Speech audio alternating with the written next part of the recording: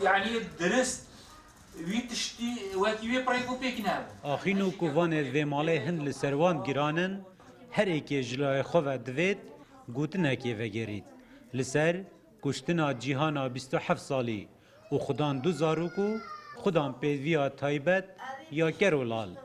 بدستن هفجینوی حقی که چون برزن نبید که بکن هبو یا کرولال بو مالام خرابه ویرانه دایکومت و خوشکا لاش جیهانه بکشتی دید بو او بیجن هن نشانت اشکنجه لسر بون حتی دنیا هیا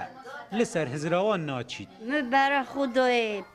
اوی دیو دستت وی دانان دینه وره و پتخوی دانان دینه سر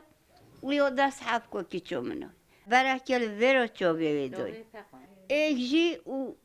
بنه گوه وی یادای و پاتکاوی جی هادی سانه که آن افرقه که هنده یا تکری چه کسی او که چه دیت با یعنی چری سیاهی دا چتا سری را ند مانر سر حمده خواه همی دا کبن ولی که با مش خینه و مش اول ندید به حقه بلا برزنه سر خاطر باقی من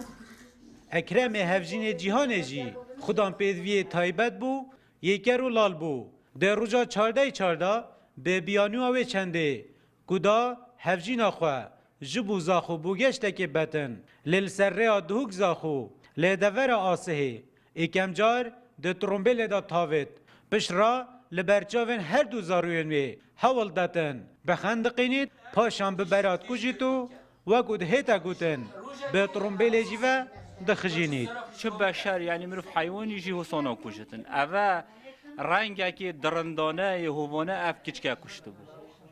و سر هنده را پشتی کشتی هر مالا وی و حکومت جی چه جاب نگه هندن همه لسنور پارزگه ها دهوک نزی 2300